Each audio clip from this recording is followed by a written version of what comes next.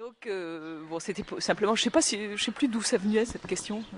Moi, j'ai essayé de faire le lien avec, Ah oui, avec l'étourdi oui, et le rapport sexuel. oui, oui, oui, Y excusez-moi. a-t-il un rapport? Bien sûr, bien sûr. Vas-y si tu veux. Mais bien sûr. Non, juste quelques mots alors pour passer à l'étourdi, puisqu'on a après toute cette explication sur Heidegger. Ce qui est saisissant quand moi-même je relis les deux textes sur l'étourdi, il faut bien reconnaître que ce qui est saisissant, c'est Lacan, à vrai dire. C'est que Lacan supporte à propos d'un même texte des c'est même pas des interprétations, mais des inscriptions, si je puis dire, aussi, je dirais même pas divergentes là. Elles le sont, mais aussi écartées, aussi écartées. Et ça, je pense que c'est propre au génie très singulier de Lacan, qu'il s'agit de quelqu'un qui, et ça c'est la psychanalyse malgré tout, c'est la psychanalyse. Il s'agit de quelqu'un qui n'est pas dans l'élément de la proposition d'une doctrine, et qui ne surveille pas par conséquent ce que peuvent être les interprétations de la doctrine, qui propose en réalité des modules de pensée comme ça, à la fois normés par la pratique analytique elle-même, et qu'il reprend toujours rétroactivement à partir d'un module nouveau. Quand il introduit un module nouveau, il réorganise, redéplace les modules antérieurs.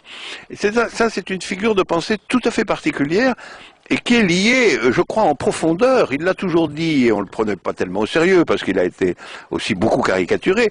Je pense qu'il a toujours dit que tout lui venait de sa pratique. Il a toujours soutenu que tout venait de l'expérience effective, de la cure analytique. Entre le savoir et le réel, quelque chose comme ça. Le savoir, le réel et la formule, enfin le savoir, le réel et le mathème, quelque chose de cet ordre. Et évidemment, comme elle l'a dit tout à l'heure, Barbara choisit quelque chose de tout à fait différent, qui est précisément où est le module où se singularise le plus fortement la fonction de l'homonymie et la variabilité en coupe du signifiant. Alors, ce qui est stupéfiant, c'est que simplement parce qu'on a choisi deux modules différents, la trajectoire qui va suivre elles vont presque n'avoir rien à faire l'une avec l'autre, alors que c'est absolument du même texte qu'il s'agit, et qu'on va reparcourir les mêmes endroits aussi, quasiment les mêmes formules. Alors pour reprendre mon style. Voilà, et ça c'est un exercice. Le fait qu'il y ait ces deux textes, c'est complètement différent à propos du même texte de Lacan, et je crois, c'est l'éloge que je nous ferai, est profondément lacanien, voilà, en définitive. Et ce qu'il ne faut surtout pas dire, ça c'est ce que je propose de dire, c'est qu'une des interprétations est plus vraie, plus authentique ou plus lacanienne que l'autre, parce que ce qui est en vérité Lacan, c'est justement le Ricard, c'est-à-dire le Ricard qui fait que l'une comme l'autre peuvent se réclamer du même texte selon des chemins modulaires différents. Et je pense que si Lacan avait lu ça, il aurait évidemment dit que ces deux textes étaient entièrement faux. Enfin, il l'aurait pas dit comme ça, il l'aurait dit de façon beaucoup plus élégante, que ce que nous n'avions pas vu, c'était que tout se jouait dans le point inaperçu de l'écart entre nos deux textes. C'est ça qu'il aurait dit là. Oui, Heidegger aurait dit quelque chose comme ça, mais avec un autre accent. Oui. Heidegger ne voulait pas qu'on fasse de préface.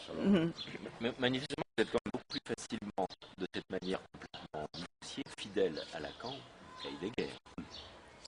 Que à Heidegger. Qu'à Heidegger. Oui, on ne juge pas Lacan. On s'amuse avec lui. On l'utilise de manière différente et il nous utilise de manière différente pour que quelque chose de lui se laisse comprendre. Mais Heidegger, bon, effectivement, on est des autres par rapport à lui. Oui, Hein, on peut Non, c'est simplement que d'une manière qui nous est propre à chacun et qui est justement tout à fait écartée, nous sommes lacaniens, enfin on peut dire ça. Alors que ni l'un ni l'autre nous ne sommes heideggeriens. C'est bien la grande différence entre les deux livres. Dans le livre sur Heidegger, nous parlons de quelqu'un, nous prenons position dans une controverse à propos de quelqu'un, et nous disons, nous ne sommes pas heideggeriens, mais nous ne sommes pas non plus anti-heideggeriens au sens, voilà. Tandis qu'avec Lacan, c'est complètement différent. Avec Lacan, ça fait vraiment partie de notre espace de pensée. Simplement, ce qui est remarquable, c'est que ça s'incorpore à des conclusions absolument disparates. Mais ça, je pense que ça n'est pas une objection. C'est pas une objection faite à Lacan. Chez Lacan lui-même, on peut facilement trouver, et des tas de gens se sont amusés à le faire, dans un point de l'œuvre et dans un autre point de l'œuvre, des énoncés apparemment absolument contradictoires, formellement contradictoires. Et en réalité, c'est parce que le trajet modulaire qui va à l'un et le trajet modulaire qui va à l'autre ne sont pas les mêmes, mais ils ne sont pas contradictoires en réalité. Ils ne sont contradictoires que si on s'imagine qu'il y a une totalisation globale et systémique de Lacan, à l'intérieur de laquelle il y a sens à dire que cet énoncé et cet autre. Mais si on conçoit qu'il n'y a que des trajets modulaires, il y a un trajet modulaire et un autre trajet modulaire, mais ça ne relève pas de la contradiction. Ça ne relève pas du principe de non-contradiction. Mais peut-être pour revenir à votre question, qui est quel est le lien entre ces deux livres, en fait, par rapport est-ce que l'idée de femme ou le rapport aux femmes, non, oui, enfin, la notion, disons, est-ce que la différence homme-femme joue de la même manière ou joue un rôle dans ces deux livres? Là, oui. Hein, à coup sûr, oui. Et à plusieurs niveaux. Le premier niveau, bon, on vous l'a dit, il est pas du tout anecdotique, même si il est, mettons, réel. Il n'en est pas pour autant anecdotique, c'est-à-dire c'est la manière dont on les a écrits. Hein. Et écrire à quatre mains et s'apercevoir qu'il y a des points de tension quand on développe, c'est une chose. Ça, c'était la modalité de Heidegger. Je me souviens d'avoir reçu, j'étais au Brésil et j'ai reçu des accroissements de notre préface fait par Alain. Et à ce moment-là, j'ai aussitôt expliqué, écrit comme ça, n'importe comment, pourquoi ça ne passait pas. Et c'est ce n'importe comment qui est resté, d'une certaine manière, pour faire controverse locale. Hein. Et donc, cette modalité d'écriture, la modalité d'écriture différentielle est, disons, liée, puisque Alain le signalait, dans son texte sur Lacan, au fond, il accuse, d'une certaine manière, il met en accusation, en mettant dans un même paquet, ou du moins en faisant en sorte que je puisse croire qu'il met dans un même paquet, la sophistique, l'antiphilosophie et la position femme, ou quelque chose de l'ordre de la position femme. Et alors que, de l'autre côté, on trouve quelque chose de l'ordre de la philosophie, la vérité, la position platonicienne et la position homme. Donc c'est cela qui joue dans les deux textes. De la philosophie. Absolument, mais qui joue comme question. Hein. C'est-à-dire que moi, alors peut-être qu'Alain Badiou ne pense pas qu'il assigne à résidence simultanée sophistique et femme. Moi, je pense qu'il le fait et qu'il l'écrit, et je pense que seul un platonicien bon teint peut faire ça. Et donc, je persiste à croire que je parle en sophiste, ce qui veut dire non pas en femme, mais en philosophe. C'est en philosophe que je parle en sophiste. Voilà. Donc, disons que c'est ce jeu-là qui est ouvert.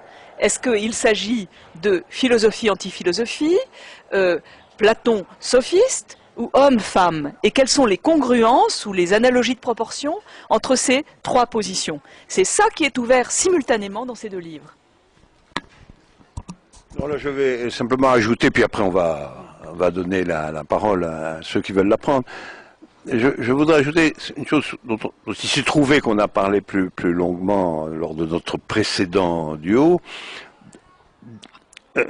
Philosophie, antiphilosophie, homme, femme, Platon sophistique, bon, je suis d'accord, mais je crois qu'il est très important d'ajouter Platon-Aristote. Voilà, simplement ça que je voulais dire. C'est-à-dire que je crois que si je nommais, moi, notre vraie divergence, en réalité, à la fin des fins, je la mettrais là. C'est-à-dire, je bougerais l'idée que c'est l'opposition Platon-sophiste qui est constitutive. Je pense que plus essentiel, en fin de compte, est Platon-Aristote, y compris incluant la territorialité de tes propres griefs contre Aristote, qui m'ont toujours impressionné comme un point de départ absolument fort et singulier de ta pensée. Mais je pense que Platon-Aristote... Alors, il faudra un jour faire... Et puis alors, homme-femme, bon... Mais il faudra voir comment toutes ces binarités circulent ou ne circulent pas, comment elles sont... Comment, alors finalement... Enfin, je ne veux pas insinuer qu'on va arriver à l'idée que